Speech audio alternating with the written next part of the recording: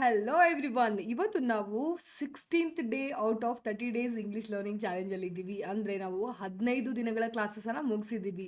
ಇವತ್ತು ನೀವು ಹೊಸದಾಗಿ ನೋಡ್ತಾ ಇದ್ರೆ ಈ ವಿಡಿಯೋ ನಿಮಗೆ ಇವತ್ತು ರೀಚ್ ಆಗಿದ್ರೆ last 15 classes very very important, ನೋಡದೆ ಬಿಡಬೇಡಿ. ಓಕೆನಾ? ಸೊ ಸಬ್ಸ್ಕ್ರೈಬ್ ಮಾಡಿ, ಬೆಲ್ ಐಕಾನ್ ಒತ್ತಿ, ಸೊ ದಟ್ ನೆಕ್ಸ್ಟ್ 15 ಕ್ಲಾಸಸ್ ಏನಿದ್ದಾವೆ ಅವು ನಿಮಗೆ ಬಂದು ತಲುಪುತ್ತೆ. ಓಕೆನಾ? ಎಸ್, ಲಾಸ್ಟ್ ಕ್ಲಾಸಲ್ಲಿ ನಾನು may, might, could, can, should ಇವೆಲ್ಲವೂ ಎಕ್ಸಾಂಪಲ್ಸನ್ನು ನಿಮಗೆ ಎಕ್ಸಸೈಸ್ ಆಗಿ ಕೊಟ್ಟಿದ್ದೆ. ಎಲ್ಲರೂ ಆನ್ಸರ್ ಮಾಡಿದ್ದೀರಾ. And most of you first 15 days ಅಥವಾ ಫಸ್ಟ್ ವೀಕಲ್ಲಿ ನೋಡಿದಂಥವರು ಜಾಸ್ತಿ ಲಾಸ್ಟ್ ಕ್ಲಾಸಲ್ಲಿ ಬಂದಂತಹ ಕ್ಲಾಸಸ್ ಅಂದರೆ ಆಫ್ಟರ್ 10th ಕ್ಲಾಸಸ್ ಜಾಸ್ತಿ ನೋಡಿಲ್ಲ ಅನ್ಕೋತೀನಿ ನಾನು. ದಯವಿಟ್ಟು ಹೋಗಿ ನೋಡಿ, ತುಂಬ ಇಂಪಾರ್ಟೆಂಟ್ ಕ್ಲಾಸಸ್. ನಿಮಗೆ ಇಂಗ್ಲೀಷ್ ಕಲಿಬೇಕು, ನಾನು ಸ್ಪೋಕನ್ ಇಂಗ್ಲೀಷ್ ಕಲಿತು ನೀಟಾಗಿ ಕರೆಕ್ಟಾಗಿ ಮಾತಾಡಲೇಬೇಕು ಅಂತ ಹೇಳಿ ನೀವು ಡಿಸೈಡ್ ಮಾಡಿದರೆ ಈ 30 ಕ್ಲಾಸಸ್ಸನ್ನು ನೀವು ಯಾವತ್ತೂ ಮಿಸ್ ಮಾಡೋಂಗಿಲ್ಲ. ಸೊ ಪ್ರತಿದಿನವೂ ನೀವು ಕ್ಲಾಸ್ ನೋಡಬೇಕು. ಇವತ್ತಾಗಿಲ್ಲ ಅಂದರೆ ರಾತ್ರಿ ಮಲಗೋಕ್ಕಿಂತ ಮುಂಚೆ 1 ಅವರ್ ನೋಡಿ, ಅಥವಾ ಬೆಳಗ್ಗೆ ಎದ್ದಾಗ ಮಧ್ಯಾಹ್ನ ನಿಮ್ಗೆ ಟೈಮ್ ಇದ್ದಾಗ ಹಾಫ್ ಆನ್ ಅವರ್ ನೋಡಿ ಇಟ್ಕೊಳ್ಳಿ. ಓಕೆನಾ? ಬಟ್ ಇದನ್ನು ಮಿಸ್ ಮಾಡಬೇಡಿ. ಈ 30 ಡೇಸಲ್ಲಿ ನೀವು ಕಾಮನ್ ಆಗಿ ಏನು ಮಿಸ್ಟೇಕ್ ಮಾಡ್ತಾ ಇದ್ದೀರಾ ಅದನ್ನೇ ನಾನು ಇಲ್ಲಿ ನಿಮಗೆ ಕರೆಕ್ಷನ್ ಮಾಡಿದ್ದೀನಿ. ಕಾಮನ್ ಆಗಿ ಎಲ್ಲರೂ ಜನರಲ್ ಆಗಿ ಎಲ್ಲ ಕನ್ನಡಿಗರು ಇಂಗ್ಲೀಷಲ್ಲಿ ಏನು ಮಿಸ್ಟೇಕ್ ಮಾಡ್ತಾರೆ, ಏನು ಅವ್ರಿಗೆ ಕರೆಕ್ಟಾಗಿ ಗೊತ್ತಿರಲ್ಲ, ಅವನ್ನೇ ನಾನು ಈ 30 ಕ್ಲಾಸಸಲ್ಲಿ ಕವರ್ ಮಾಡ್ತಾ ಇದ್ದೀನಿ. ಓಕೆನಾ? ಈ ಇಷ್ಟು 30 ಕ್ಲಾಸಸಲ್ಲಿ ಬರುವಂಥ ಮಿಸ್ಟೇಕ್ಸನ್ನು ನೀವು ಕರೆಕ್ಷನ್ ಮಾಡಿಕೊಂಡ್ರೆ, ಇಲ್ಲಿ ಬರುವಂಥ ಒಂದು ನಾಲೆಜನ್ನು ನಿಮ್ಮ ತಲೆಗೆ ಹಾಕೊಂಡ್ರೆ ಸಾಕು, ಇಂಗ್ಲೀಷ್ ನಿಮ್ಮದು ಸುಮಾರಾಗಿ ಬೆಟರ್ ಆಗುತ್ತೆ. ಸುಮಾರಾಗಿ ನೀವು ಇಂಗ್ಲೀಷನ್ನು ಕಲಿತೀರಿ, ಸಖತ್ತಾಗಿ ನೀವು ಇಂಗ್ಲೀಷನ್ನು ಮಾತಾಡುವಂಥ ಧೈರ್ಯ ನಿಮಗೆ ಸಿಗುತ್ತೆ. ಓಕೆನಾ? ಇಷ್ಟು ಹೇಳ್ತಾ ಇವತ್ತಿನ ಕ್ಲಾಸಲ್ಲಿ 30 ಕಾಮನ್ಲಿ ಮಿಸ್ಪ್ರನೌನ್ಸ್ಡ್, ಅಂದರೆ ಯಾವುದು ನಾವು ಮಿಸ್ಪ್ರನೌನ್ಸ್ ಮಾಡ್ತಾ ಇದ್ದೀವಿ, ಅಂದರೆ ನಾವು ಉಚ್ಚಾರಣೆ ಮಾಡುವಾಗ ತುಂಬ ಜನ ಕಮೆಂಟ್ಸಲ್ಲಿ ಹಾಕಿದ್ರು. ಫಸ್ಟ್ ಒಂದು 10 ಕ್ಲಾಸಸ್ ಬಿಲೋ ನಾನು ಕಮೆಂಟ್ಸ್ ನೋಡ್ತಾ ಇದ್ದೆ. ನನಗೆ ಉಚ್ಚಾರ ಸರಿಯಾಗಿ ಬರಲ್ಲ ಮೇಡಮ್, ಉಚ್ಚಾರಣೆ ಮಾಡುವಾಗ ಅಥವಾ ಸ್ಪೆಲ್ಲಿಂಗ್ ಬರೆಯುವಾಗ ತಪ್ಪು ಮಾಡ್ತೀನಿ, ಉಚ್ಚಾರ ಹಿಂಗೆ ಮಾಡಬೇಕಾ ಹಾಗೆ ಮಾಡಬೇಕಾ, ಇದನ್ನು ಮಾಡಿದರೆ ಸರಿನಾ ತಪ್ಪ ಅಂತ ನಮ್ಗೆ ಗೊತ್ತಿರಲ್ಲ, ಆ ಭಯಕ್ಕೇ ಅರ್ಧ ಮಾತಾಡಬೇಕು ಅನ್ಸಲ್ಲ ಇಂಗ್ಲೀಷನ್ನು ಅಂತ ಹೇಳಿ ತುಂಬ ಜನ ಕಮೆಂಟ್ ಹಾಕಿದ್ರಿ. ಆ್ಯಂಡ್ ಇದ್ರ ಮೇಲೆ ಕ್ಲಾಸ್ ಮಾಡಿ ಯಾವ ಥರ ಉಚ್ಚಾರಣೆ ಮಾಡಬೇಕು, ಯಾಕೆ ಕಷ್ಟ ಆಗುತ್ತೆ ನಮಗೆ, ಯಾವ ಥರ ಮಾತಾಡಿದರೆ ತಪ್ಪು ಸರಿ, ಅಂದರೆ ಈ ಉಚ್ಚಾರ ಮಾಡಿದರೆ ಸರಿ, ಈ ಉಚ್ಚಾರ ಮಾಡಿದರೆ ತಪ್ಪು ಅನ್ನೋದು. ಸೊ ಇವತ್ತು ನಾನು ಕಾಮನ್ ಆಗಿ ಆ್ಯಂಡ್ ಸ್ಪೆಷಲ್ ಆಗಿ ಯೂಸ್ ಮಾಡುವಂತಹ 30 ಕಾಮನ್ ವರ್ಡ್ಸನ್ನು ತೊಗೊಂಬಂದಿದ್ದೀನಿ. ಅಂದರೆ ಡೇ ಟು ಡೇ ಲೈಫಲ್ಲಿ ನಾವು ಇವನ್ನ ಯೂಸ್ ಮಾಡ್ತಿರ್ತೀವಿ, ಅವನ್ನ ತಪ್ಪಾಗಿ ಯೂಸ್ ಮಾಡ್ತಿರ್ತೀವಿ. ಆ ವರ್ಡ್ಸ್ಗಳು ಯಾವ್ಯಾವು, ಯಾವ ಥರ ಉಚ್ಚಾರ ಮಾಡಿದರೆ ಸರಿ, ಯಾವ ಥರ ಉಚ್ಚಾರ ಮಾಡಿದರೆ ತಪ್ಪು ಅನ್ನುವಂಥ ಒಂದು ಕ್ಲಾಸನ್ನು ಇವತ್ತು ಮಾಡ್ತಾ ಇದ್ದೀನಿ. ಓಕೆನಾ? ರೆಡಿನಾ ಎಲ್ಲರೂ? 30 ಶಬ್ದಗಳನ್ನು ಇವತ್ತು ನಾವು ನೀಟಾಗಿ ಕಲಿಯೋಣ. ಯಾವ ಥರ ಪ್ರೊನೌನ್ಸ್ ಮಾಡಬೇಕು, ಯಾವ ಥರ ಉಚ್ಚಾರಣೆ ಮಾಡಬೇಕು, ಏನು ಮಾಡಿದರೆ ತಪ್ಪು ಅನ್ನೋದನ್ನು ಇವತ್ತಿನ ಕ್ಲಾಸಲ್ಲಿ ಹೇಳ್ಕೊಡ್ತೀನಿ. ಓಕೆ, ತಡ ಮಾಡೋದು ಬೇಡ. ಹಾಗಿದ್ರೆ ಫಸ್ಟ್ 30 ಕಾಮನ್ಲಿ ಮಿಸ್ಪ್ರೊನೌನ್ಸ್ಡ್ ಅಥವಾ ಮಿಸ್ ಸ್ಪೆಲ್ಟ್ ವರ್ಡ್ಸ್ ಅಂತ ಕರಿತೀವಿ. Misspelt words. Pronunciation first, pronounce ಮಾಡೋದನ್ನೇ ಫಸ್ಟ್ ತಪ್ಪು ಮಾಡ್ತೀವಿ. ಸೊ ಪ್ರೊನೌನ್ಸಿಯೇಷನ್ ನೋಡಿ, ಇಲ್ಲಿ ಸ್ಪೆಲ್ಲಿಂಗ್ ನೋಡ್ತಾ ಬನ್ನಿ ನೀವು. ನನ್ ಅಂತ ಇದೆ ಇಲ್ಲಿ, ಹೌದಾ? ನನ್ ಅಂತ ಇದೆ. ಪ್ರೊನೌನ್ಸಿಯೇಷನ್ ಇಲ್ಲಿದು ನನ್ ಅಂತ ಬರುತ್ತೆ. ನಾವು ಯೂಶ್ಲಿ ಏನು ಮಾಡ್ತೀವಿ, ನೌನ್ ಅಂತ ಓದ್ತೀವಿ, ಇದನ್ನು ಪ್ರೊನೌನ್ಸಿಯೇಷನ್ ಅಂತ ಓದ್ತೀವಿ. ಓಕೆ, ಪ್ರೊನೌನ್ಸಿಯೇಷನ್ ಅದನ್ನು ಕೂಡ ಪ್ರೊನೌನ್ಸ್ ಇಟ್ ಲೈಕ್ ದಿಸ್ ಅಂದಾಗ ಪ್ರೊನೌನ್ಸ್ ಅಂತ ಹೇಳಬೇಕು, ಪ್ರೊನೌನ್ಸ್. ಓಕೆ, ಬಟ್ ಇಲ್ಲಿ ನಾವು ಈ ಥರ ಸ್ಪೆಲ್ಲಿಂಗ್ ಬರಿತೀವಿ, ಪ್ರೊನೌನ್ಸಿಯೇಷನ್ ಅಂತ ಬರಿತೀವಿ. Getting this? ಇದನ್ನು ತಪ್ಪು, ಮಿಸ್ ಸ್ಪೆಲ್ಲಿಂಗ್ ಇದು. Getting this? ಅರ್ಥ ಆಗ್ತಿದೆಯಾ? ಸೊ ಪ್ರೊನೌನ್ಸಿಯೇಷನ್ ಅರ್ಥ ಆಗ್ತಿದೆಯಾ? The way a word is spoken, ನಾವು ಒಂದು ಶಬ್ದವನ್ನು ಯಾವ ರೀತಿ ಪ್ರೊನೌನ್ಸ್ ಮಾಡ್ತೀವಿ ಅನ್ನೋದು ಇದು ಪ್ರೊನೌನ್ಸಿಯೇಷನ್ ಹೇಳುತ್ತೆ. ಸೊ ನಾವಿಲ್ಲಿ ಫೊನೆಟಿಕ್ ಮೀನಿಂಗ್, ಫಸ್ಟ್ ಕ್ಲಾಸಲ್ಲಿ ನಿಮಗೆ ಫೊನೆಟಿಕ್ಸ್ ಹೇಳ್ಕೊಟ್ಟಿದ್ದಲ್ಲ ನಾನು. ಫೊನೆಟಿಕ್ಸ್ ಅಂದರೆ ಹೆಂಗೆ, ಇಂಗ್ಲೀಷ್ನಲ್ಲಿ ಒಂದು ಸಿಸ್ಟಮ್ ಇದೆ, ಯಾವ ಥರ ಆ ಶಬ್ದನ ಉಚ್ಚಾರ ಮಾಡಬೇಕು ಅನ್ನುವಂತಹ ರೂಲ್ಸನ್ನು ಆ ಸಿಸ್ಟಮಲ್ಲಿ ಅವ್ರಿಗೆ ಕೊಟ್ಟಿರ್ತಾರೆ. ಅದೇ ಈ ರೂಲು ಇಲ್ಲಿದೆಯಲ್ಲ, ಈ ರೂಲು ಫೊನೆಟಿಕ್ ರೂಲು ಅಂತ ಕರಿತೀವಿ ಇದನ್ನು ಇಂಗ್ಲೀಷಲ್ಲಿ. ಹೆಂಗಿದೆ ನೋಡಿ, ಅವರು ಹೆಂಗೆ ಉಚ್ಚಾರ ಮಾಡಿ ಅಂತ ನಮ್ಗೆ ಹೇಳ್ತಾ ಇದ್ದಾರೆ ಗೊತ್ತಾ? ಪ್ರೊನೌನ್ಸಿಯೇಷನನ್ನು NUN ನನ್, ಸಿ ಬರೀ SI ಅಲ್ಲ, C SEE, pronunciation AY, ಶನ್ SHAN, ಈ ಸಿಂಬಲ್ ಅಂದರೆ ಎ ಯೂಸ್ ಮಾಡ್ತೀವಿ ನಾವು, ಶಬ್ದವನ್ನು ಯೂಸ್ ಮಾಡ್ತೀವಿ. ಶನ್ SHN, ಇದು phonetic symbol. Pronunciation AY, pronunciation ಅಲ್ಲ, SI ಅಲ್ಲ, ಸಿ ದೊಡ್ಡ ಸಿ.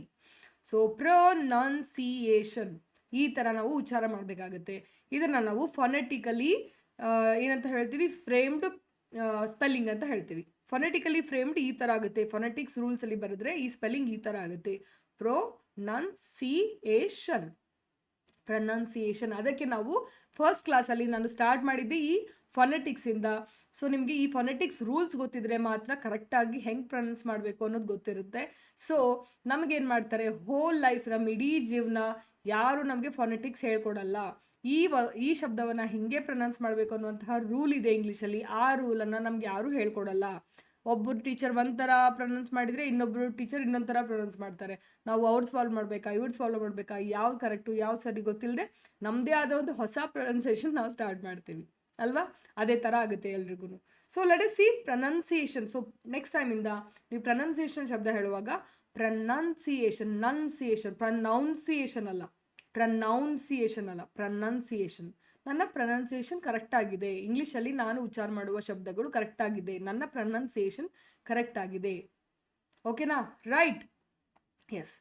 Next one, PROBABLY. ಇದನ್ನ ಹೆಂಗೆ ಯೂಸ್ ಮಾಡ್ತೀವಿ? ಮೋಸ್ಟ್ ಆಫ್ ಅಸ್ ಏನು ಮಾಡ್ತೀವಿ, ಪ್ರೋಲಿ ಅದನ್ನು ಸ್ಟೈಲಾಗಿ ಹೇಳಕ್ಕೆ ಹೋಗ್ತಾರೆ. ಅಂದರೆ ಪ್ರೊಬಬ್ಲಿ ಅನ್ನೋಕ್ಕೆ ಕಷ್ಟ ಅವರಿಗೆ. ಪ್ರಾಲಿ ಅಂತಾರೆ. ಪ್ರಾಬ್ಲಿ ಸಮ್ಟೈಮ್ಸ್ ಏನಂತ ಹೇಳ್ತಾರೆ, ಪ್ರಾಬ್ಲಿ ಅಂತಾರೆ. ಇವೆರಡೂ ತಪ್ಪು. ಸ್ಟೈಲಾಗಿ ಹೇಳಕ್ಕೆ ಹೋಗಿ ನಾವು ಆ ರೂಲ್ ಪ್ರಕಾರ ಆ ಶಬ್ದವನ್ನು ನಾವು ಅದನ್ನೇ ಉಚ್ಚಾರ ಮಾಡಲ್ಲ. ಸೊ ಇಂಗ್ಲೀಷ್ ಅವರ ಪ್ರಕಾರ, ವೆಸ್ಟರ್ನ್ ಫೊನೆಟಿಕ್ಸ್ ಪ್ರಕಾರ ಈ ಸ್ಪೆಲ್ಲಿಂಗನ್ನು ಹಿಂಗೆ ಹೇಳಬೇಕು, ಪ್ರಾಬಬ್ಲಿ. ಇದು LI ಅಲ್ಲ, LEE. ಲೀಗೆ ದೀರ್ಘ ಕೊಟ್ಟಂಗೆ. ಲೀ ಬರೆಯೋದು ಬೇರೆ, ಬರೆಯೋದು ಬೇರೆ ಅಲ್ವಾ? ಸೊ ಅವ್ರು ಏನು ಮಾಡ್ತಾರೆ, ಶಾರ್ಟ್ ಲೀ ಬರಿಬೇಕಾದ್ರೆ LI ಕೊಡ್ತಾರೆ, ಲಾಂಗ್ ಲೀ ಬರಿಬೇಕಾದ್ರೆ LEE ಕೊಡ್ತಾರೆ. ಸೇಮ್ ನಮ್ಮ ಕಿಕಿಯಲ್ಲಿ ಹೆಂಗೆ ಬರಿತೀವಿ ಅಂತ ಹೇಳಿದ್ನಲ್ಲ ನಾನು ನಿಮಗೆ ಫಸ್ಟ್ ಕ್ಲಾಸಲ್ಲಿ. ಕಿಕಿಯನ್ನು ಹೆಂಗೆ ಬರಿತೀವಿ ಅದೇ ಥರ ಸ್ಪೆಲ್ಲಿಂಗನ್ನು ಅವ್ರು ಬರೀತಾರೆ. ಬಟ್ ನಮಗೆ ಒರಿಜಿನಲ್ ವರ್ಡ್ ಕೊಡುವಾಗ ಈ ಥರ ಮಾಡಿ ಕೊಡ್ತಾರೆ. ಐ ಡೋಂಟ್ ನೋ ಅದು ಯಾಕಂತ ನನಗೆ ಗೊತ್ತಿಲ್ಲ. ಈ ಸಿಸ್ಟಮ್ ಮಾಡಿಬಿಟ್ಟು ಮತ್ತೆ ಇನ್ನೊಂದು ಸ್ಪೆಲ್ಲಿಂಗ್ ತಂದುಬಿಟ್ಟು ಅದನ್ನು ಯಾಕೆ ನಮಗೆ ಕೊಡ್ತಾರೆ ಅಂತ ನನಗೆ ಅರ್ಥ ಆಗಿಲ್ಲ. So probably. ಇವಾಗ ಯಾರೋ ವಿದ್ಯಾ ಗೊತ್ತಿಲ್ದವರು, ಅಂದರೆ ಇಂಗ್ಲೀಷೇ ಗೊತ್ತಿಲ್ದವರು, ಜಸ್ಟ್ ಕಿಕಿ ಬರೆಯೋದು ಗೊತ್ತು, ಅವ್ರು ಇಂಗ್ಲೀಷಲ್ಲಿ ಮಾತಾಡೋಕ್ಕೆ ಬರಲ್ಲ, ಸ್ಪೆಲ್ಲಿಂಗು ಬರಲ್ಲ ಅವ್ರಿಗೆ ಒಂದು ಶಬ್ದವನ್ನು ನೀವು ಕೊಟ್ಟು ಬರಿ ಅಂದರೆ ಅವ್ರು ಹಿಂಗೆ ಬರೀತಾರೆ. ಅದನ್ನು ಹೆಂಗೆ, ಪ್ರಾಬಬ್ಲಿ ಬರೀರಿ ನೋಡೋಣ ಅಂದರೆ ಅವರು ಕನ್ನಡದಲ್ಲಿ ನಾವು ಇದನ್ನು ಅಂತೀವಿ. ಅದನ್ನೇ ಇಲ್ಲಿ ಚಿಕ್ಕ ಅರ್ಧ ಚಂದ್ರ ಕೊಟ್ಟರೆ ಅದನ್ನು ಅಂತೀವಿ. ಆ ಸ್ಪೆಲ್ಲಿಂಗಿಗೆ, ಆ ಉಚ್ಚಾರಣೆಗೆ ಈ ಒಂದು ಅರ್ಧ ಚಂದ್ರನ ಇಲ್ಲಿ ಮೇಲ್ ಕೊಡ್ತೀವಿ ನಾವು. ಪ್ರಾ ಆಗುತ್ತೆ, ಇಲ್ಲಾಂದರೆ ಆಗುತ್ತೆ. ಪ್ರಾನೇ ಮಾಡಬೇಕಾದ್ರೆ ಇಲ್ಲಿ ಅರ್ಧ ಚಂದ್ರ ಕೊಡಬೇಕು. ಪ್ರಾಬಬ್ಲಿ ಕನ್ನಡದಲ್ಲಿ ಹಿಂಗಾಗುತ್ತೆ ತಾನೆ, ಎಲ್ರಿಗೂ ಗೊತ್ತು. ಪ್ರಾಬಬ್ಲಿ ಇದನ್ನು ನಾನು ಇಂಗ್ಲೀಷಲ್ಲಿ ಬರೆಯೋದ್ರೆ ನನಗೆ ಕಿಕಿ ಅಷ್ಟೇ ಗೊತ್ತು, ಇಂಗ್ಲೀಷಲ್ಲಿ ಅವ್ರ ಸ್ಪೆಲ್ಲಿಂಗ್ ನನಗೆ ಗೊತ್ತಿಲ್ಲ. ಬರೆಯೋದ್ರೆ ಹೆಂಗೆ ಬರಿತೀರಿ ಎಲ್ಲರೂ?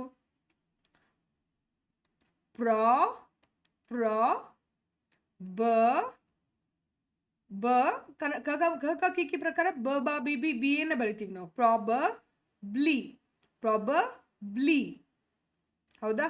ಸೊ ಪ್ರಾಬಬ್ಲಿ ಹೆಂಗೆ ಬಂತು ಅದು ನೋಡಿ, ಇದೇ ಥರ ಬರ್ತಾ ಇದೆ ತಾನೆ. ನೋಡಿ ಫೊನೆಟಿಕ್ ಹೆಂಗೆ ಬಂದಿದೆ, ಪ್ರಾಬ್ ಬಂದಿದೆ. ಫಸ್ಟ್ ಪ್ರಾಬ್ ಬರ್ದಿದ್ದಾರೆ ಅವರು, ಆ್ಯಂಡ್ ಬರ್ದಿದ್ದಾರೆ, ಆ್ಯಂಡ್ ಲೀ ಬರ್ದಿದ್ದಾರೆ. ಕಾಣಿಸ್ತಾ ಇದೆಯಾ ಎಲ್ರಿಗೂ? This is very important. ಅವರು ಈ ಫೊನೆಟಿಕ್ಸನ್ನು ನಮ್ಮ ಕಿಕಿ ನಾವು ಹೆಂಗೆ ಬರಿತೀವಿ ಕನ್ನಡದಲ್ಲಿ ಅದೇ ಥರ ಇಂಗ್ಲೀಷನ್ನು ಬರೆದಿದ್ದಾರೆ ಫೊನೆಟಿಕ್ಸಲ್ಲಿ. ಮೋಸ್ಟ್ ಆಫ್ ದ ವರ್ಡ್ಸನ್ನೇ ಅವರು ಫೊನೆಟಿಕ್ಸಲ್ಲಿ ಕಿಕಿ ಪ್ರಕಾರನೇ ಬರೀತಾರೆ. ನೋಡಿ ಪ್ರಾಬಬ್ಲಿ ಏನು ಡಿಫ್ರೆನ್ಸ್ ಇದೆ, ಏನು ಮಹಾ ಡಿಫ್ರೆನ್ಸ್ ಇದೆ ಇದಕ್ಕೆ. ಕಿಕಿ ಥ್ರೂ ಪ್ರೊಬಬ್ಲಿ ಬರೆಯೋದಕ್ಕೂ ಇವರು ಫೊನೆಟಿಕ್ ಸಿಸ್ಟಮಲ್ಲಿ ಕೊಡುವಂತಹ ಸ್ಪೆಲ್ಲಿಂಗಿಗೂ ಏನು ಡಿಫ್ರೆನ್ಸ್ ಇದೆ? ಸೇಮ್ ಇದೆ. ನನಗೆ ಎಷ್ಟೋ ಸಲ ಡೌಟ್ ಆಗುತ್ತೆ, ಎಲ್ಲಿ ಇವರು ನಮ್ಮ ದ್ರಾವಿಡ ಭಾಷೆನ ನೋಡಿನೇ ಅದನ್ನು ಆ ಥರ ಸ್ಪೆಲ್ಲಿಂಗ್ ಮಾಡಿಬಿಟ್ಟಿದಾರ, ಅದನ್ನ ಫೊನೆಟಿಕ್ಸ್ನ ಸಿಸ್ಟಮ್ ರೆಡಿ ಮಾಡಿಬಿಟ್ಟು ಸೇಮ್ ಆಗುತ್ತೆ ಅಂತ ಹೇಳಿ ಪ್ರೊಬಬ್ಲಿ ಮಾಡಿದಾರ, ಅದನ್ನು ಈ ಥರ ಸ್ಪೆಲ್ಲಿಂಗ್ ಕೊಟ್ಟಿದ್ದಾರೆ ಅಂತ ಡೌಟ್ ಆಗುತ್ತೆ. I have to research about it. I research it. Okay, so ಈ ಥರ ಪ್ರಾಬಬ್ಲಿ ನಾವು ಕಿಕಿ ಪ್ರಕಾರ ಬರೆಯೋ ಥರನೇ ಇದು ಫೊನೆಟಿಕ್ಸ್ ಸ್ಪೆಲ್ಲಿಂಗ್ ಇರುತ್ತೆ. ಬಟ್ ಅದನ್ನು ನಾವು ಒರಿಜಿನಲ್ ಪ್ರಾಬಬ್ಲಿ ಬರೆಯುವಾಗ ನೋಡಿ ಪ್ರಾಬಬ್ಲಿ LY ಬರಿತೀವಿ. ಸೊ ಅದನ್ನು ಓದೋದು ಹೆಂಗೆ? Probably getting this? So probably ಅಂದರೆ ನಾನು ಇವತ್ತು ಬರ್ತೀನಿ ನಿಮ್ಮ ಮನೆಗೆ, ಪ್ರಾಬಬ್ಲಿ ಎಕ್ಸಾಮ್ ಪೋಸ್ಟ್ಪೋನ್ ಆಗ್ಬೋದು, ಮೋಸ್ಟ್ಲಿ ಅಂತ ಯೂಸ್ ಮಾಡ್ತೀವಲ್ಲ, ಅದನ್ನೇ ನಾವು ಪ್ರಾಬಬ್ಲಿ ಅಂತ ಹೇಳಿ ಯೂಸ್ ಮಾಡ್ತೀವಿ. ಸೊ ಪ್ರಾಬ್ಲಿ ಅಂತ ಯೂಸ್ ಮಾಡೋಂಗಿಲ್ಲ. ಪ್ರಾಬಬ್ಲಿ ಅಂತ ಯೂಸ್ ಮಾಡಬೇಕು. ಅಬ್ಬನ ಸ್ವಲ್ಪ ಮೆತ್ತಗೆ ಹೇಳಬೇಕು, ಪ್ರಾಬಬ್ಲಿ ಅಂತ ಹೇಳಬೇಕು. ಓಕೆ, ಸೊ ಈ ಥರ ಸ್ಪೆಲ್ಲಿಂಗ್ಸು ಉಚ್ಚಾರಣೆಯನ್ನು ನಾವು ಕಲಿತ್ರೆ ನಾವು ಮಾತಾಡುವಂತಹ ಇಂಗ್ಲೀಷ್ಗೂ ಒಂದು ಏನಂತ ಹೇಳ್ತೀವಿ, ಒಂದು ಕ್ಲಾಸ್ ಇರುತ್ತೆ ಅಥವಾ ಒಂದು ಬ್ಯೂಟಿ ಇರುತ್ತೆ. Getting this? ಸೊ ಆವಾಗ ನಾವು ಉಚ್ಚಾರಣೆ ಸರಿಯಾಗಿ ಮಾಡ್ಬೋದು. ನೆಕ್ಸ್ಟ್ ಒನ್, ಎಲ್ಲರೂ ಜನರಲ್ ಆಗಿ ಯೂಸ್ ಮಾಡುವಂತಹ ವರ್ಡ್ ಇದು, ಬ್ರೇಕ್ಫಾಸ್ಟ್. ಇದನ್ನ ಸ್ಪೆಲ್ಲಿಂಗ್ ವೈಸ್ ನೋಡಿದಾಗ ನೋಡಿ ಹೆಂಗಾಗುತ್ತೆ, ಇದು ಬ್ರೇಕ್ ಅಂತ ಓದ್ತೀವಿ ನಾವು, ಬಿಕಾಸ್ ಇಲ್ಲಿ ಎ ಇದೆ. ಬ್ರೇಕ್ ಅಂದ್ರೆ ಬ್ರೇಕ್, ಕನ್ನಡದಲ್ಲಿ ಬ್ರೇಕ್ ಅಂದ್ರೆ ಇಲ್ಲಿ ದೀರ್ಘ ಬರ್ತೀವಿ ನಾವು, ಯಾಕಂದ್ರೆ ಇಲ್ಲಿ ಎ ಇದೆ. ಆ ಕಾರಣಕ್ಕೆ ನಾವೇನ್ ಮಾಡ್ತೀವಿ, ಆ ಕಾರಣಕ್ಕೆ ನಾವು ಬ್ರೇಕ್ ಅಂತ ಯೂಸ್ ಮಾಡ್ತೀವಿ. Breakfast, breakfast. So ನೋಡಿ ಇಲ್ಲಿ ಫಾಸ್ಟ್ ಅಂತ ಯಾಕೆ ಯೂಸ್ ಮಾಡ್ತೀವಿ, ಇರೋದ್ರಿಂದ, FA ಇರೋದ್ರಿಂದ. ಬಟ್ ಆಕ್ಚುಲಿ ಫೊನೆಟಿಕ್ಸ್ ಪ್ರಕಾರ ಹೆಂಗಿದೆ, brek. This is brek, it's not break, brek, BREK, brek. Fast, breakfast. Okay, breakfast. It's not breakfast ಅಲ್ಲ, breakfast. Did you have your breakfast? ಓಕೆನಾ? ಸೊ ಇದನ್ನ ಮಾರ್ನಿಂಗ್ ಮೀಲ್ಗೆ ಅಥವಾ ಮಾರ್ನಿಂಗ್ ತಿಂಡಿ ಅಂತ ಏನು ಹೇಳ್ತೀವಿ, ನಾಷ್ಟ ಅಂತ ಏನು ಹೇಳ್ತೀವಿ, ಅದನ್ನು ನಾವು ಈ ಥರ ಹೇಳ್ತೀವಿ. ಸೊ ಈ ಥರ ಬ್ರೇಕ್ಫಾಸ್ಟ್ ಅಂತ ಹೇಳೋದು ರಾಂಗು, ಬ್ರೇಕ್ಫಾಸ್ಟ್ ಅದು. ಸೊ ಇಲ್ಲಿ ಬರೆಯೋದು ಬ್ರೇಕ್ ಅಂತಾನೆ ಬರೀತಾರೆ, ಬ್ರೇಕ್ಫಾಸ್ಟ್ ಅಂತಾನೆ ಬರೀತಾರೆ. ಬಟ್ ನಮ್ಗೆ ಇಲ್ಲಿ ಕೊಟ್ಟಿರುವಂತಹ ವರ್ಡು ಬ್ರೇಕ್ಫಾಸ್ಟ್. ವರ್ಡ್ ಕೊಟ್ಬಿಟ್ಟು ಬ್ರೇಕ್ಫಾಸ್ಟ್ ಅನ್ನಿ ಅಂತ ಹೇಳ್ತಾರೆ. ಸೊ ಇದು ಅವರ ಫೊನೆಟಿಕ್ ರೂಲ್, ಯಾವ ಥರ ಉಚ್ಚಾರ ಮಾಡಬೇಕು ಈ ಶಬ್ದನ ಅನ್ನೋ ಅವರ ರೂಲ್ ಇದು, ಅವ್ರದೇ ರೂಲ್ ಇದು, ಅವರೇ ಮಾಡಿರೋದು. ಸೊ ನಾವು ಬ್ರೇಕ್ಫಾಸ್ಟನ್ನು ಬ್ರೇಕ್ಫಾಸ್ಟ್ ಅಂತ ಹೇಳಬೇಕಾಗುತ್ತೆ. ಬ್ರೇಕ್ಫಾಸ್ಟ್ ಆಯ್ತಾ, ಬ್ರೇಕ್ಫಾಸ್ಟ್ ಆಯ್ತಲ್ಲ, ಬ್ರೇಕ್ಫಾಸ್ಟ್ ಆಯ್ತಾ? ಓಕೆನಾ? ಸೊ ಇದು ಒಂದು ಕಾಮನ್ ಆಗಿ ಮಾಡುವಂಥ ಮಿಸ್ಟೇಕ್. ನಾವು ಡನ್? ಎಸ್, ಇದು ಕೂಡ ತುಂಬ ಕಾಮನ್ ಮಿಸ್ಟೇಕ್ ಇದು. ನಾವು ಹೆಂಗೆ ಮಾಡ್ತೀವಿ ಇದನ್ನ, ಮೆನ್ ಅಂತ ಓದ್ತೀವಿ, ಉಮೆನ್ ಅಂತ ಓದ್ತೀವಿ. ಬಟ್ ಇದ್ರದ್ದಿರೋದು ಸ್ಪೆಲ್ಲಿಂಗ್ ಹೆಂಗೆ, ವಿಮೆನ್.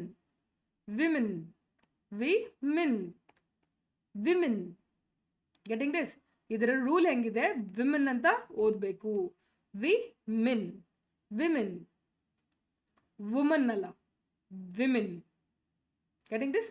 ಸೊ ವಿಮೆನ್ ಅಂದ್ರೆ ಮಹಿಳೆ ಅಲ್ಲ, ಮಹಿಳೆಯರು, ಪ್ಲೂರಲ್ ಇದು. ಓಕೆ, ಬಹುವಚನ, ಮಹಿಳೆಯ, ವಿಮೆನ್ ಅಂದ್ರೆ ಮಹಿಳೆ.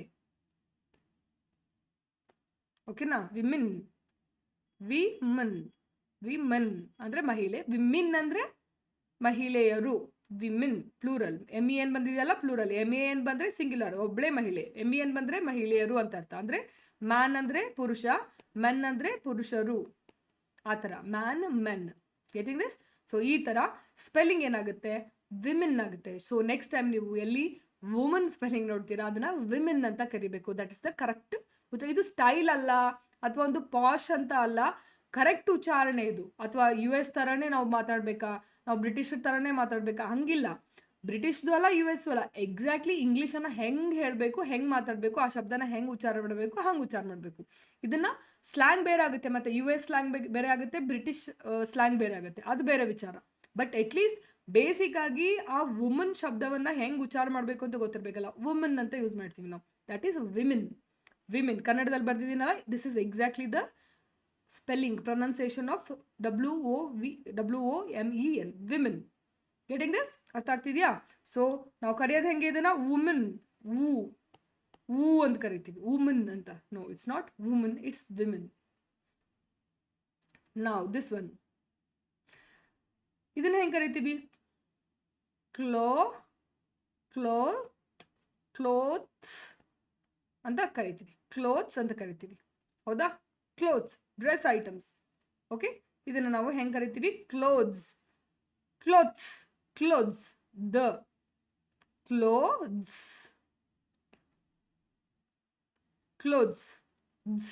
ಬರ್ಬೇಕು. ಕ್ಲಾತ್ ಅಷ್ಟೇ ಹೇಳಿದಾಗ ಕ್ಲಾತ್ ಆಗುತ್ತೆ, ಕ್ಲಾತ್ ಆಗಲ್ಲ ಅಲ್ಲಿ, ಕ್ಲಾತ್ಸ್ ಬರುತ್ತೆ, ಕ್ಲಾತ್ಸ್ ಅಂತ ಪ್ಲೂರಲ್ ಬಂದಾಗ ಕ್ಲೋತ್ಸ್, ಡಿ ಬಂದಿದೆ ನೋಡಿ ಇಲ್ಲಿ, ಈ ಥರ ಡಿ ಥರ ಬಂದಿದೆ ನೋಡಿ ಇಲ್ಲಿ ಸಿಂಬಾಲ್ ಒಂದು. ಇದು ಬಂದಾಗ ಇದು ಏನಾಗುತ್ತೆ, ದ ಕೆಳಗಡೆ ಜ ಒತ್ತಾಗ್ಲಿ ಅಥವಾ ದ ಕೆಳಗಡೆ ಸ ಒತ್ತಾಗ್ಲಿ ಕೊಟ್ಟಾಗ ಒಂದು ಉಚ್ಚಾರ ಬರುತ್ತೆ ಝ ಅಂತ. Clothes, clothes, clothes. ಓಕೆನಾ? ಕ್ಲಾ ಅಂತ ಕೂಡ ನಾವು ಕ್ಲೋತ್ಸ್, ಕ್ಲೋ, KLO, KLO.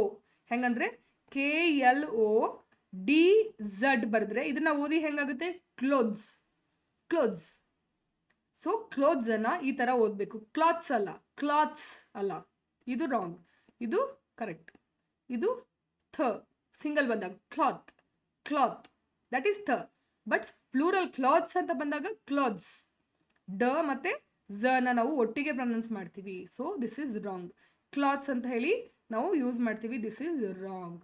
ಈ ತರ ಸ ಯೂಸ್ ಮಾಡಲ್ಲ ಪ್ಲೂರಲ್ ಬಂದಾಗ. ಪ್ಲೂರಲ್ ಬಂದಾಗ ಅರ್ಥ ಆಗ್ತಿದ್ಯಾ? ಇಷ್ಟೊಂದು ಡಿಫ್ರೆನ್ಸ್ ಇರುತ್ತೆ ನಾವು ಉಚ್ಚಾರ ಮಾಡುವಾಗ.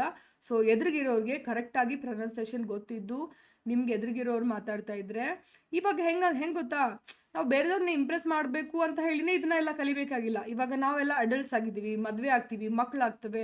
ಸೊ ಅಟ್ಲೀಸ್ಟ್ ನಾವು ಆ ಮಕ್ಕಳಿಗೆ ಇದನ್ನ ಕರೆಕ್ಟೆಡ್ ವೇಯಲ್ಲಿ ನಾವು ಕಲಿಸ್ಬಹುದು. ಆ ಕಾರಣಕ್ಕಾದ್ರೂ ನಾವು ಕಲಿಬೋದು. ಅಥವಾ ನೀವು ಸ್ಟೂಡೆಂಟ್ಸ್ ಆಗಿದ್ರೆ ನಿಮ್ಗೆ ಹೆಲ್ಪ್ ಆಗುತ್ತೆ, ನಿಮ್ಗೊಂದು ಅಪ್ಪರ್ ಹ್ಯಾಂಡ್ ಇರುತ್ತೆ.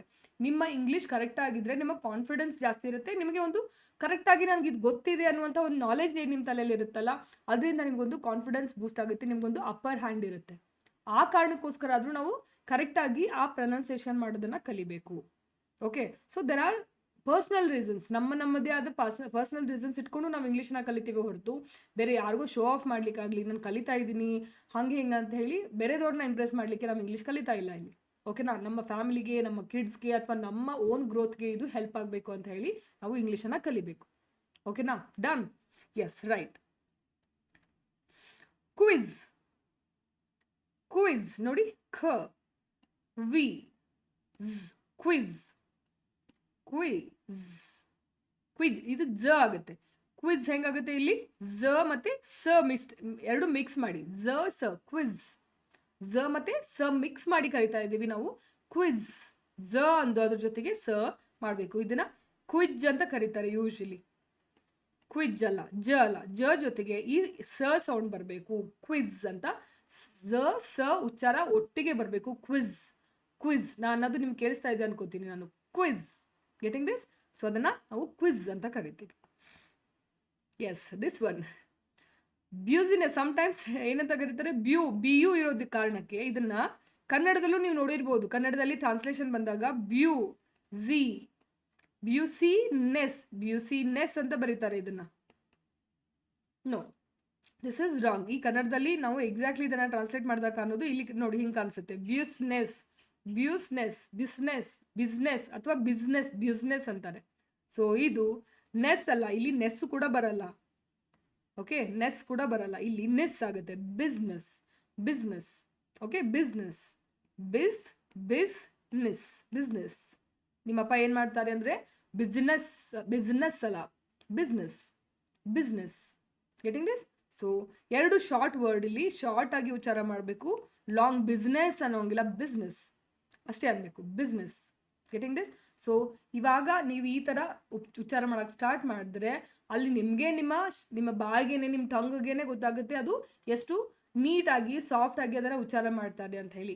ಆ್ಯಂಡ್ ಇಂಗ್ಲೀಷ್ ನಾನು ಮೊದಲೇ ಹೇಳ್ದಂಗೆ ಯಾವ ಶಬ್ದನೂ ಅವರು ಡಿಫಿಕಲ್ಟ್ ಮಾಡ್ಕೊಳ್ಳಲ್ಲ. ತಮ್ಮ ನಾಲ್ಗೆಗೆ ಯಾವುದು ಈಸಿ ಅನಿಸುತ್ತೋ, ಸಾಫ್ಟರ್ ಅನಿಸುತ್ತೋ ಅವರು ಅದನ್ನೇ ಮಾತಾಡ್ತಾರೆ. ಸೊ ಈ ಬಿಸ್ನೆಸ್ ಅನ್ಲಿಕ್ಕೆ ಅವ್ರಿಗೆ ತುಂಬ ಕಷ್ಟ ಆಗುತ್ತೆ. ಇಲ್ಲಿ ನೋಡಿ, ನೀವು 2-3 ಸಾರಿ ಅಂದೆ ನೋಡಿ, ಇಲ್ಲಿ ನೋವು ಬರುತ್ತೆ, ಬಾಯಿಗೆ ಕೂಡ ಇಲ್ಲಿ ನೋವು ಬರುತ್ತೆ. ಬಟ್ ಅವ್ರು ಹೇಳೋ ಥರ ಬಿಸ್ನೆಸ್ ಅಂದ್ ನೋಡಿ, ಇಲ್ಲಿ ಬರೀ ಇಲ್ಲಿ 2 ಹಲ್ಲಿನ ತುದಿಲಿ, ಹಲ್ಲಿನ 2 ಸಂಧಿಗಳಲ್ಲಿ ಹಾಸಿ ಆ ವರ್ಡ್ ಬಂದ್ಬಿಡುತ್ತೆ, ಬಿಸ್ನೆಸ್. ಎಫರ್ಟೇ ತಗೊಳ್ಳಲ್ಲ, ಈ ಯಾವುದೇ ಪಾರ್ಟನ್ನು ಎಫರ್ಟೇ ತಗೊಳ್ಳಲ್ಲ ಅದು. ಅರ್ಥ ಆಗ್ತಿದ್ಯಾ? ಸೊ ಅವರು ಇಂಗ್ಲೀಷ್ ಪೀಪಲ್ ಏನು ಮಾಡ್ತಾರೆ, ತುಂಬ ಅವ್ರಿಗೆ ಈಸಿ ಅನ್ನಿಸ್ಬೇಕು, ಆ ಉಚ್ಚಾರಣೆ ಅವರು ಬಳಸ್ತಾರೆ. ಆ ಉಚ್ಚಾರಣೆ ಅದು ಫೈನಲ್ ಆಗಿರುತ್ತೆ, ಆ ಉಚ್ಚಾರಣೆ ಅವರು ಅದನ್ನು ಫಿಕ್ಸ್ ಮಾಡಿರ್ತಾರೆ. ಅಷ್ಟು ಮಾತ್ರ ನೀವು ತಿಳ್ಕೊಬೇಕು. ಯಾವುದೇ ವರ್ಡು ಡಿಫಿಕಲ್ಟ್ ಇರಲ್ಲ ಇಂಗ್ಲೀಷಲ್ಲಿ. ನಮಗೆ ನೋಡೋಕ್ಕೆ ಆ ಸ್ಪೆಲ್ಲಿಂಗ್ ಡಿಫಿಕಲ್ಟ್ ಕಾಣಿಸ್ತಾ ಇರುತ್ತೆ ಅಷ್ಟೇ. Getting this? ಸೊ ನಾವು ಬಿಸ್ನೆಸ್ಗೆ ಬಿಸ್ನೆಸ್ ಅಂತೀವಿ ಅಷ್ಟೇ. ಬಿಸ್ನೆಸ್ ಕನ್ನಡದಲ್ಲಿ ಹೆಂಗಾಗುತ್ತೆ? ಬಿಸ್ ಅಂತ ತಗೋಬೋದು, ಬಿಸ್ನೆಸ್. ಇದು ಕೂಡ ಜ ಅಲ್ಲ, ಸ ಮತ್ತೆ ಜ ಮಿಕ್ಸ್, ಬಿಸ್ನೆಸ್. ಅರ್ಥ ಆಗ್ತಿದ್ಯಾ? ಸೊ ಈ ಥರ. ಎಸ್, ಚಾಕೊಲೇಟ್ ಅಲ್ವಾ? ಚಾಕ್ಲೇಟ್ ಅಂತ ಹೇಳ್ತೀವಿ ಯೂಶಲಿ. Chocolate, chocolate. ನೋಡಿ, ಶಾರ್ಟ್ ಇದೆ ಅದು ಸೌಂಡ್. ಲೇಟ್ ಅಂತ ಬರೆದಿದ್ರು ಸೌಂಡ್ ಏನಾಗಿದೆ, ಲಿಟ್ ಇದೆ. Chocolate, chocolate, chocolate. Do you want a chocolate? Do you want a chocolate? It's not chocolate. ಇದ್ದಿರೋ ಶಬ್ದಗಳೆಲ್ಲಾನು ಉಚ್ಚಾರ ಮಾಡಬೇಕಾಗಿಲ್ಲ.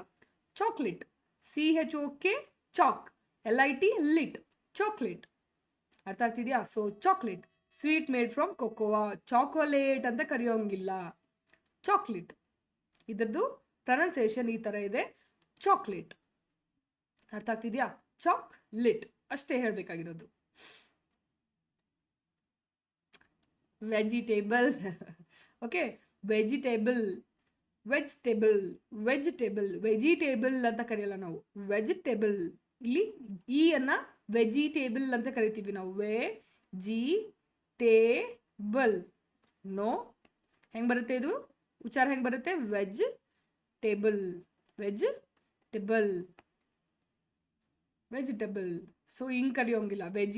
ವೆಜಿಟೇಬಲ್ ಅನ್ನೋಲ್ಲ. Vegetable, vegetable, vegetable. Turn ಇಲ್ಲಿ ಆ್ಯಕ್ಚುಲಿ ಟೇನು ಬರಲ್ಲ, ಗೊತ್ತಾ ನಿಮಗೆ? ಕರೆಕ್ಟಾಗಿ ಬರಿಬೇಕಂದ್ರೆ ಇದು veg table, vegetable, vegetable, vegetable, vegetable ಅಷ್ಟೇ. ವೆಜಿಟೇಬಲ್ನೂ ಆಗಲ್ಲ, ಟೇನೂ ಆಗಲ್ಲ, ವೆಜಿಟೇಬಲ್, ಟಬಲ್, ಸೊ ಇಲ್ಲಿ ಟಿ ಈ ಸಿಂಬಾಲ್ ಬಂದಿದೆ ಅಂದರೆ, ಟ ಉಚ್ಚಾರ ಇದು. ಬಿ ಈ ಸಿಂಬಾಲ್ ಬಂದಿದೆ ಅಂದರೆ ಬಲ್ ಅನ್ನಂಗೆ. So treble, vegetable, vegetable, veg treble. ಅಲ್ಲಿ ಯಾವುದೇ ಈ ಉಚ್ಚಾರನೇ ಇಲ್ಲ ವೆಜಿ ಅನ್ನಕ್ಕೆ. ನೋಡಿ ಉಚ್ಚಾರ ಇದೆಯಾ? ಇಲ್ಲ ತಾನೆ? VEJTA, ವೆಜ್, ಟಬಲ್, ವೆಜಿಟೇಬಲ್ ಅಷ್ಟೇ ಅದು. ನಾವು ಏನು ಮಾಡಿದ್ದೀವಿ? ವೆಜಿಟೇಬಲ್ಸ್. ಹುಡುಗರಿಗೂ ಅದನ್ನೇ ಕಲಿಸ್ತೀವಿ ಮನೇಲಿ ನಾವು, ಚಿಕ್ಕವ್ರಿಗೂ ಅದನ್ನೇ ಕಲಿಸ್ತೀವಿ. ವೆಜಿಟೇಬಲ್ಸ್ ನೇಮ್ಸ್ ಹೇಳಿ, tell the names of the vegetables ಅಂತಲೇ ಹೇಳ್ತೀವಿ. ಸೊ ನಾವು ಕರೆಕ್ಷನ್ ಮಾಡಿಕೊಂಡ್ರೆ ಮುಂದೆ ನಮ್ಮ ಮನೇಲಿರೋ ಚಿಕ್ಕ ಮಕ್ಕಳು ಕೂಡ ಕರೆಕ್ಷನ್ ಮಾಡ್ಕೊತವೆ. Now this one is the top of all the words. ಯಾರು ಕರೆಕ್ಟಾಗಿ ಹೇಳಲ್ಲ ಇದನ್ನ. ಸಮ್ ಪೀಪಲ್ ಅಂತೂ ವೆಡ್ನೆಸ್ಡೇ ಅಂತಾರೆ. ಇಲ್ಲಿದೆ ನೋಡಿ, ವೆಡ್ನೆಸ್ಡೇ ಅಂತಾರೆ. ನಾ ಹೇಳಿದ್ನಲ್ಲ, ಇಂಗ್ಲೀಷಿಗರು ಏನು ಮಾಡ್ತಾರೆ, ಕಷ್ಟ ಮಾಡ್ಕೊಳ್ಳಲ್ಲ. ತಮ್ಮ ನಾಲ್ಗೆಗೆ, ತಮ್ಮ ಒಂದು ಜಾ ಲೈನ್ಗೆ, ತಮ್ಮ ಕುತ್ತಿಗೆಗೆ, ಗಂಟ್ಲಿಗೆ ಏನೂ ಕಷ್ಟ ಕೊಡಲ್ಲ ಅವರು. ಇಷ್ಟು ಸ್ಪೆಲ್ಲಿಂಗ್ ಡಿಫಿಕಲ್ಟ್ ಇದ್ರು ವೆಡ್ನೆಸ್ಡೇ ಅಂತ ಅನ್ಬೇಕಂತ ಇದ್ರು ಅವ್ರು ಅದನ್ನ ಹಂಗೆ ಅನ್ನಲ್ಲ. ಏನಂತಾರೆ? ವೆನ್ಸ್ಡೇ,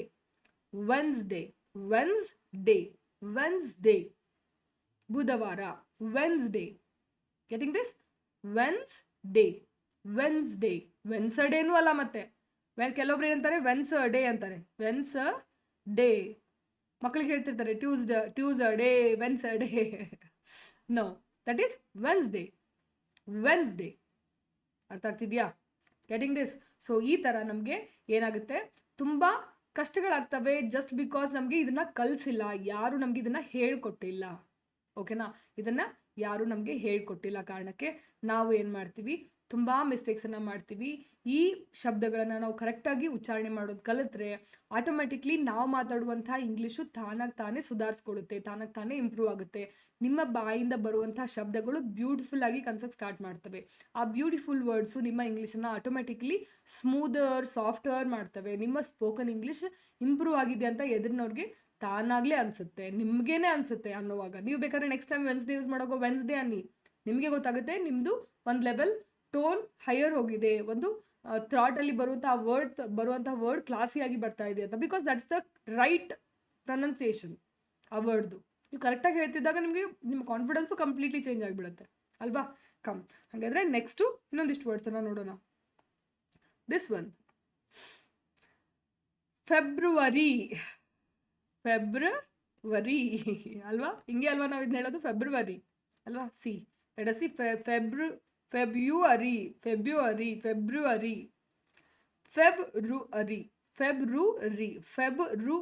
ಅಷ್ಟೇ. ಹೆಂಗೆ ಬರಿತೀವಿ ಇದ್ರ ಪ್ರಕಾರ ನಾವು? ಫೆಬ್ರವರಿ.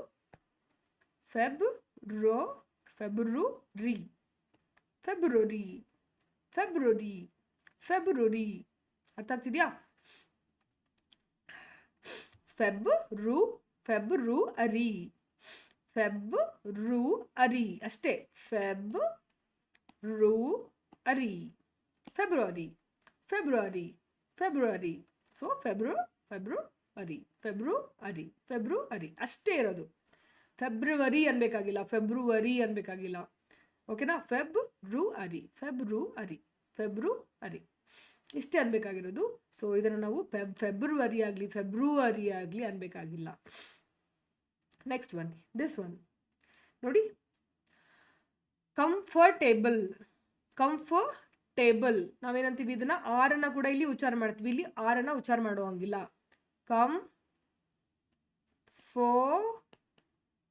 ಕಂಫರ್ಟ್, ಹೌದಾ? ಹಿಂಗೆ ಯೂಸ್ ಮಾಡ್ತೀವಿ ನಾವು. Comfortable, comfortable, this is wrong. ನೋಡಿ, ಕಂಫರ್ಟೇಬಲ್ ಅಲ್ಲ ಇದು. Comfortable, comfortable, comfortable, comfortable. Be comfortable, be comfortable, be comfortable, be comfortable ಇಷ್ಟೇ. Be comfortable. KUMF, ಕಂಫ್, ಕಂಫ್, ಕಂಫ್ ಇದೆ, ಅಟೇಬಲ್, ಅಟೇಬಲ್. ಸೊ ಇಲ್ಲಿ ಓ ಮತ್ತೆ ಆರ್ ಯಾವುದೇ ಯೂಸೇಜ್ಗೆ ಬರಲ್ಲ. ಐ ಡೋಂಟ್ ನೋ ಅದನ್ನ ಯಾಕೆ ಅಲ್ಲಿ ಬಂದು ಕೂರಿಸಿದ್ದಾರೆ ಅಂತ ಹೇಳಿ. ಯೂಸ್ ಇಲ್ಲ ಅಂದರೆ ಕಂಫರ್ಟೇಬಲ್ ಅಷ್ಟೇ ಬರೀಬೋದಿತ್ತು. I don't know why they have added that one. So comfortable, comfortable. Be comfortable, ನನ್ಗೆ ಯಾಕೋ ಇಲ್ಲಿ ಕಂಫರ್ಟೇಬಲ್ ಅನ್ನಿಸ್ತಾ ಇಲ್ಲ, ನಂಗೆ ಯಾಕೋ ಇಲ್ಲಿ ಕಂಫರ್ಟಬಲ್ ಅನ್ನಿಸ್ತಾ ಇಲ್ಲ. ಕಂಫರ್ಟೇಬಲ್ ಕನ್ನಡದಲ್ಲಿ ಕರೆಕ್ಟಾಗಿ ಹೆಂಗೆ ಬರೀಬೋದು? Comfortable, comfortable, comfortable, comfortable.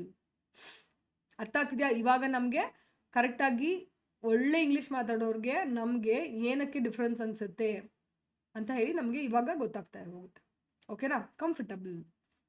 This one, accessible, accessible, accessible, accessible, accessible ಅಂತ ಓದ್ತೀವಿ ನಾವು. Accessible, accessible, accessible, accessible, accessible, accessible. ಇದನ್ನು ಅಷ್ಟೊಂದೇನು ರಾಂಗ್ ಮಾಡಲ್ಲ. ಸಮ್ ಆಫ್ ಯು ಆಕ್ಸೆಸೇಬಲ್ ಅನ್ನುವಂಥ ಆಕ್ಸೆಸೇಬಲ್ ಇಲ್ಲಿ SI ಇದೆ, ಅದನ್ನು ನಾವು ಸೇ ಅಂತ ಓದೋದಿರುತ್ತೆ, ಅದನ್ನೇ ಸಿ ಅಂತ ಓದಬೇಕು ಅನ್ನೋದು ಅಷ್ಟೇ. Accessible, accessible. ಓಕೆನಾ? ಎಸ್, ದಿಸ್ ಒನ್ ತುಂಬ ಜನ ಗೊತ್ತಿಲ್ಲ ಈ ವರ್ಡು. ರಿಸಿಪ್ಟ್ ಅಂತ ಓದ್ತೀರಿ. Receipt, this is not receipt.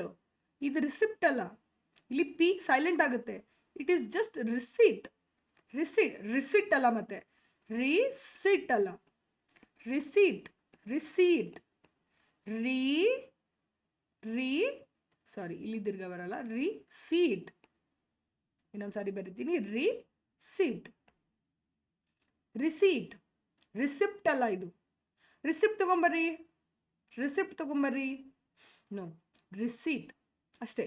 Payment proof, ನೀವು ಮಾಡುವಂತಹ ಪೇಮೆಂಟ್ ಪ್ರೂಫ್. ಸೊ ಇದನ್ನು ನಾವು ರಿಸೀಟ್ ಅಂತ ಕೂಡ ಓದ್ತೀವಿ. ಬಟ್ ಇದನ್ನು ನಾವು RISEET ಅಂತ ಓದಬೇಕು. ರಿಸೀಟ್, ರಿಸೀಟ್, ರಿಸೀಟ್ ಅಲ್ಲ, ರಿಸೀಟ್ ಅಲ್ಲ, ರಿಸೀಟ್, ರಿಸೀಟ್. ಸೊ ಇಲ್ಲಿ ಸಣ್ಣ ರಿ, ಇಲ್ಲಿ ದೀರ್ಘವಾದಂತಹ ಸಿ, ರಿಸೀಟ್. ಓಕೆನಾ? Yes, yes. ಇದ್ರದ್ದಂತೂ ತುಂಬಾ ಕನ್ಫ್ಯೂಷನ್ಸ್ ಇದೆ. ಕೆಲವೊಬ್ರು ಇನ್ಸ್ಟಾಗ್ರಾಮ್ ವ್ಲಾಗರ್ಸ್ ಇರ್ತಾರೆ, ಯೂಟ್ಯೂಬರ್ಸ್ ಇರ್ತಾರೆ ನಮ್ಮ ಥರ. ಸೊ ಅವ್ರೇನು ಮಾಡ್ತಾರೆ, ಒಬ್ಬೊಬ್ಬರು ಒಂದೊಂದು ವರ್ಡನ್ನು ಒಂದೊಂದು ಥರ ಇದನ್ನ ಉಚ್ಚಾರ ಮಾಡ್ತಾರೆ. ಕೆಲವೊಬ್ರು ಚಾವೋಸ್ ಅಂತಾರೆ. ಚಾವೋಸ್ ಅಂದರೆ ಕನ್ಫ್ಯೂಷನ್, ತುಂಬ ಕನ್ಫ್ಯೂಷನ್. ಹಬ್ಬ ನನಗೆ ಅದನ್ನು ಮಾಡಲಾ, ಇದನ್ನು ಮಾಡಲಾ, ಮನೆ ನೋಡ್ಕೊಳ್ಳ, ಹೊರಗಡೆ ಪಾಪು ನೋಡ್ಕೊಳ್ಳ, ಅಥವಾ ಹೊರಗಡೆ ಹೋಗಿ ವರ್ಕ್ ಮಾಡಲಾ, ಮನೇಲೇ ವರ್ಕ್ ಫ್ರಮ್ ಹೋಮ್ ಮಾಡಲಾ, ಅಥವಾ ನಾನು ಆ ಬಿಲ್ಸ್ ಪೇ ಮಾಡಲಾ, EMI ಲೋನ್ ಕಟ್ಟಲಾ, ಬೇರೆ ಯಾವುದಾದ್ರೂ ಜಾಬ್ ಹುಡುಕ್ಲಾ, ಇದೇ ಕಂಪ್ನಿಲಿ ಕಂಟಿನ್ಯೂ ಮಾಡಲಾ, ಏನು ಮಾಡಲಿ ಗೊತ್ತಾಗ್ತಿಲ್ಲ, ಕಂಪ್ಲೀಟ್ ಕನ್ಫ್ಯೂಷನ್ ಇಲ್ಲಿದ್ದೀನಿ ಅಂದಾಗ ಅಂತಹ ದೊಡ್ಡ ಕ್ಲಮ್ಸಿನೆಸ್ನ, ಕನ್ಫ್ಯೂಷನ್ನ ನಾವು ಖೇಯೋಸ್ ಅಂತ ಕರಿತೀವಿ. Chaos. This is chaos, not chaos. Chaos ಅಲ್ಲ ಇದು. ಖೇ, ನಾವು ಓಕೆ ಅನ್ನುವಾಗ ಅಂತೀವಲ್ಲ, ಓಕೆ ಅಂತೀವಲ್ಲ, ಅದೇ ಥರ ಖೇಯೋಸ್. ದಿಸ್ ಇಸ್ ಖೇಯೋಸ್ ಅಂದರೆ ಕಂಪ್ಲೀಟ್ ಕನ್ಫ್ಯೂಷನ್. ಇದನ್ನು ಚಾವೋಸ್ ಅಥವಾ ಚಾವೋಸ್ ಅನ್ನುವಂಥ ರಾಂಗ್ ಕನ್ಸೆಪ್ಷನ್ ಇದೆ. ಇದನ್ನು ನಾವು ಖೇಯೋಸ್ ಅಂತ ಕರಿತೀವಿ.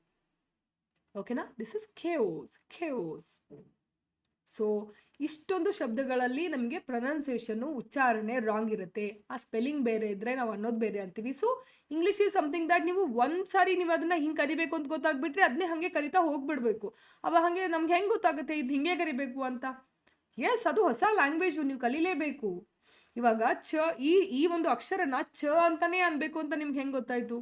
ಈ ಒಂದು ಅಕ್ಷರನ ಅಂತಾನೆ ಅನ್ಬೇಕು, ಇದನ್ನ ಅಂತಾನೆ ಅನ್ಬೇಕು ಅಂತ ನಿಮ್ಗೆ ಹೆಂಗೆ ಗೊತ್ತಾಯ್ತು? ನಾವು ಕಲ್ತ್ವಿ ಅಲ್ವಾ, one R the other day ನಾವು ಕಲ್ತಿದೀವಲ್ವಾ ಇದನ್ನ ಹಿಂಗೆ ಅನ್ಬೇಕು ಅಂತ. ಅದೇ ತರ ಇಂಗ್ಲೀಷ್ನು ಕೂಡ ನೀವೇನ್ ಮಾಡಬೇಕು, ಒಂದ್ ಸಾರಿ ಒಂದ್ ಶಬ್ದವನ್ನ ಹಿಂಗೆ ಅನ್ಬೇಕು ಅಂತ ಹೇಳಿ ನಿಮ್ಗೆ ಗೊತ್ತಾಯ್ತಂದ್ರೆ ಅದನ್ನ ನೆನ್ಪಿಟ್ಕೊಂಡ್ಬಿಡ್ಬೇಕು, ಅದನ್ನ ಎಕ್ಸಾಕ್ಟ್ಲಿ ಅದೇ ತರ ಯೂಸ್ ಮಾಡ್ತಾ ಹೋಗ್ಬೇಕು. That is the only solution to this pronunciation problem. ಬೇರೆ ಯಾವುದೇ ರೂಲ್ಸ್ ಇಲ್ಲ ನಿಮಗೆ ಇಲ್ಲಿ. ಈ ಥರ ಬರೆದ್ರೆ ಅದೇ ಎಕ್ಸಾಕ್ಟ್ಲಿ ಎಲ್ಲರೂ ಹೇಳ್ತಾರಲ್ಲ, ಇದನ್ನ ನೋಡಿ, ಇದನ್ನ ಪುಟ್ ಅಂತ ಓದಬೇಕು ಅಂತ ಹೇಳಿರ್ತೀನಿ ನಾನು. ಓಕೆ, ಇದನ್ನ PUT ಬರಿತೀನಿ, ಇದನ್ನ ಪುಟ್ ಅಂತ ಓದಬೇಕು ಅಂತ ಹೇಳ್ತೀನಿ. Someone will come and ask me CUT, ಹಾಗಿದ್ರೆ ಮ್ಯಾಮ್ ಇದು ಕುಟ್ಟ ಅಂತ ಕೇಳ್ತಾರೆ. No, that is cut.